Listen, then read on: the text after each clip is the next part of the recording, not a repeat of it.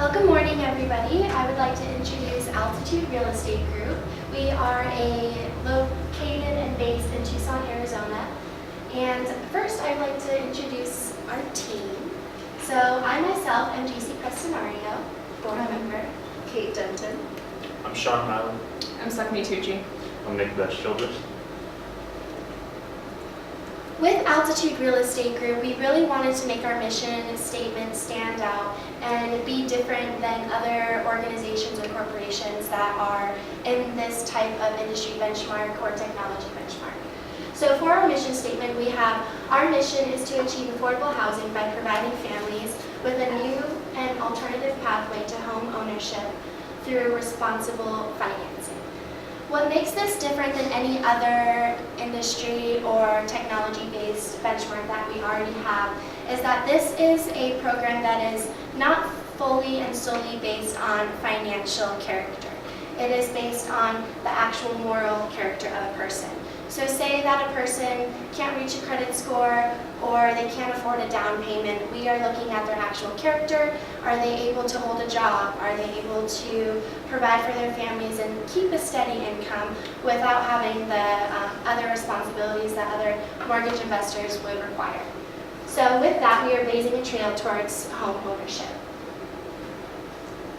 So, Tucson families who are currently renting are simply using the monthly payments to put a roof over their head.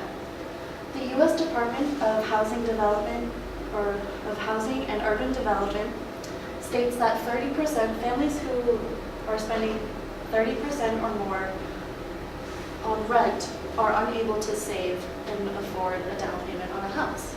So this leads to a perpetual cycle of families not being able to afford a house simply because they can't afford the down payment.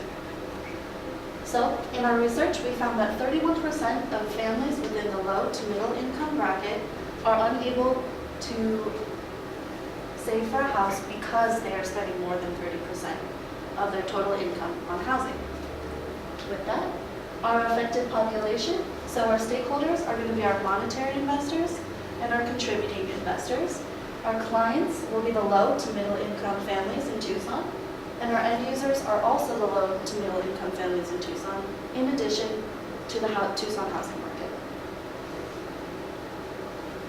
So next we have our benchmarks. After researching the housing market, we found that there are two categories of benchmarks: technology benchmarks and industry benchmarks. So for our technology benchmarks, we have app lending and online lending. App lending and online lending are easy, accessible for their consumers. So with app lending, you would need a credit score of 580 or higher to qualify for a loan. This also opens up a wider population than which would be targeted for a traditional bank, which uses a credit score of 625 or more. So it allows people to have the opportunity to have a mortgage when not being able to do so.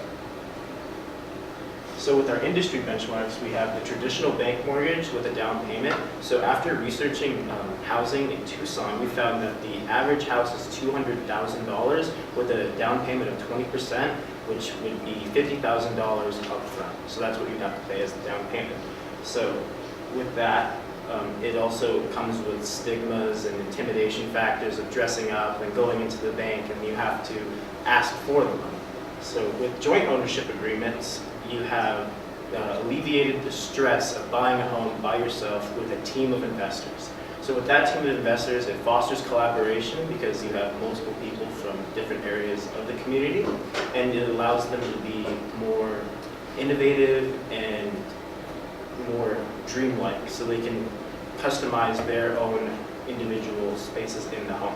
With microloans in our housing market are used for usually down payments, so that $50,000 you would use a microloan for. It's a short-term loan that has a low interest rate. So our refinancing programs also have, like, you would go to a different mortgage lender that would have a lower interest rate. You would go with them, you start paying them. They would pay off your original mortgage, and then you would have it would alleviate the stress of having to pay more money with your original loan. So to continue on from this, we began to look at what these industry benchmarks and these technology benchmarks are not already accomplishing. And of course, they were accomplishing many different options in competitor market that would bring some interest rates down. And that found us to find that the interest rates weren't an issue. It was mostly the down payments. So we came up with this solution after thinking all this through. Basically, our solution, in a nutshell, it's finding and selecting qualifying families to diligently pursue home ownership through value commitment and responsible financing in lieu of the steep down payment. A couple things to note are that value commitment and responsible financing that we'll bring up again as we continue to talk, as well as the lieu of the steep down payment, because that's a lot of what goes on in today's current housing market. So you might be asking, how can that be done? It's kind of easy to just write out there, but in a broad sense, it's pretty easy to put in a 4-step process where you collect the initial investment, then you find the house, you purchase that home, you seek the potential homeowners through a screening process or an application process so you can kind of get a better understanding of their character, and you can house those clients through a responsible housing payment option. So how do you go about purchasing that home? Essentially, you got to work with the real estate agent. You can do this through either consulting or hiring one. We looked at hiring one when we added up our expense sheet. We researched our average pricings, and that's how we got our initial investment values that we're going to talk about later when we talk about our investors. And we'll use that real estate agent to always continue looking for the best house should this proof of concept work out. So finding that right homeowner, obviously a big portion, because our solution refers around to the character of them rather than just the monetary side. That's a simple 3-step process in our minds. Step 1, you list and accept those applicants for homeowners. In that application process, you have things like character references, employer references, as well as their financial records, so you can look and see how they're doing on payments. Step 2 would be to screen the homeowners through that interview process where they physically come in, and rather than being like looking at just the financial statement, they can come in and speak to our board members and get a personality of the company that they're going to work with, because they're really clients. We're investing with them as much as they're investing with us. And then that step 3, get them in their home, make it feel homely, keep in contact with them, but give them enough space that they know that they're purchasing their home, they're working to own their own home. We're not just going to hold their hand the whole time and make them feel like it was a separate issue. So people might be asking, well, there sounds like a lot of risk in there. You're going to get these people in there without that big down payment that they pay. What keeps them from taking off? We thought about this, and we looked at the ways we can mitigate that risk. We figured through our application process, which requires a lot of time, including the essays and the character references they have to do, that they're already time committed. And on top of that, we are going to require a certification process through a home ownership course that they pay themselves, and that also mitigates that risk of them wanting to back out because of that time and money consumed there. And then there is a 1% down payment, which is immensely different than the average down payment. That's just so they kind of know, yeah, you are paying up front, and this is a house that you were purchasing towards. And if you do take off, you've lost that value you put in so far. The contingency cushion for incidentals was extra amounts of money that we find we're going to ask our investors for, because in case of issues for the house or anything like that, as well as emergencies that might occur along the way. So the value payment, what you might look at is the down payment and how it's different from the typical down payment. We still have that 1% cost of the home down payment, but we look at also as the home ownership and the set interest rate of 4% and the co-ownership. That's how we're different from other parts. Essentially, we own the home when we first buy it, but then they're going to purchase their shares as they go with the interest rate and the payments that they make. As said earlier, looking at 20% value of the home, that'd be a $50,000 down payment. So we're getting away from that steep down payment. The value of this, we're looking at the tax deductions from the economic side, as well as the value that comes from the social impact. We're really targeting an audience that hasn't really been accredited with much help from necessarily the government. If you look at, there's a lot of low income help, but there's not necessarily that middle income. The gap is getting quite great between upper class and lower class because of that middle class being not targeted for any assistance. Furthermore, in the Tucson area locally, you're going to house empty housing, which there is quite a bit of vacant houses out there if you look at the statistics.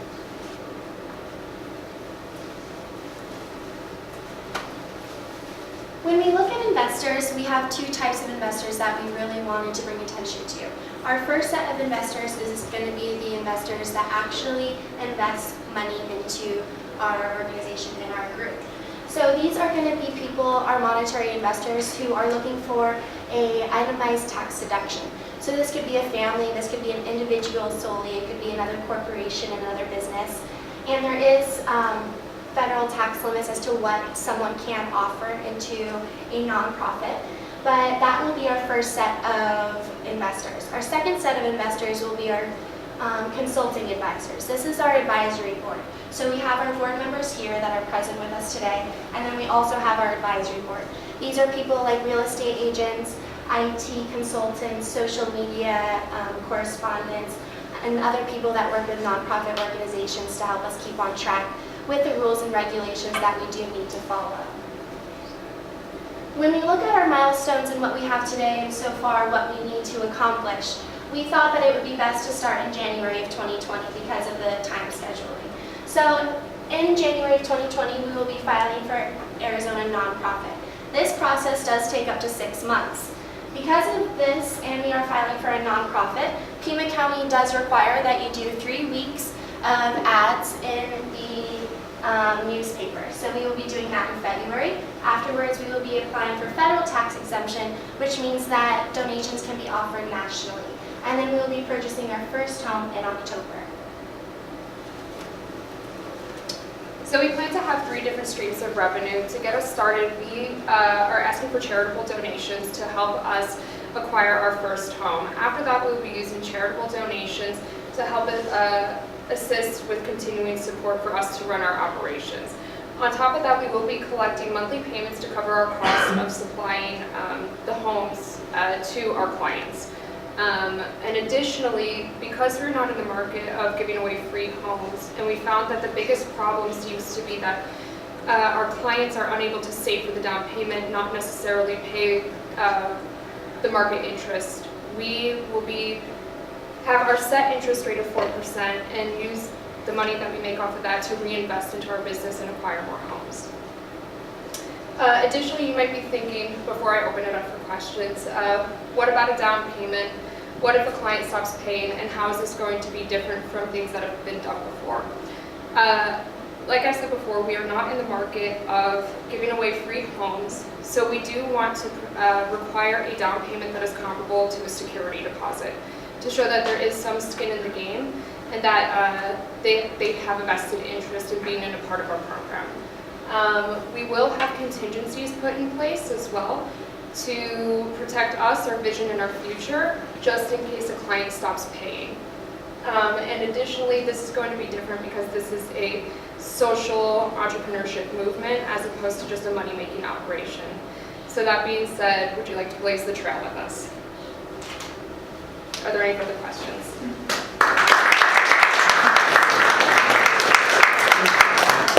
So we have 3 minutes for panelists' questions, and unfortunately, I'll have to ring an alarm bell when the 3 minutes is over. So, first question, just to clarify. At what point, who owns the home? And when does that transaction change? When does ownership change? Because initially, you guys, the company owns the home, or the organization. At some point, the buyer owns the home. When does that happen? So for the initial proof of concept that we're thinking of, because again, this is a proof of concept, we're looking to see if it'll work with one home and then we can expand on it. We thought of it as after they paid it down, so it could take many, many years off the interest rates and without the down payment. But once they have purchased all the shares, because within the agreement they know that they don't fully own the home until all the shares have been purchased. So is this basically a rent-to-own? Correct. In a sense, but With an emphasis on the own. yes. In doing your research, what other community partnerships do you think would be instrumental in making this successful? So some of the community things, for one thing, we know we have to work locally with the newspapers because they require that for nonprofit ads. You have to work 3 advertisements just to get it started as an Arizona nonprofit. We also know that we can reach out to just people that are in that middle income bracket as well. can see them, a lot of people that are renting, you go to rental areas, that's where our main target audience has been so far, because we found that the main issue is people who pay to rent can't pay a down payment, that's why they just stay with renting rather than having the ability to make that down payment. So I was confused whether you're a for-profit entity or a nonprofit entity initially. I'm still, now I'm hearing that you're a nonprofit, but this pretty significant portion of your presentation would indicate you're a for-profit. The two don't mix very well, so how can you explain that to me? I would say that because we have our two types of investors, we have our monetary investors and we have our advisory board. Because we're looking for those tax deductions and we are going to be filing for Arizona nonprofit, before we even start the process of looking for a home, we really wanted to emphasize that those donations that are coming to us through the investors with the tax deduction are because we did file for Arizona nonprofit, and then we will also be following up with that with the federal tax deductions. So that will be before the process of buying the home and looking into applicants even started, so that way the public and the people know that we are a nonprofit organization first and foremost. Okay, perfect timing, I'm so sorry.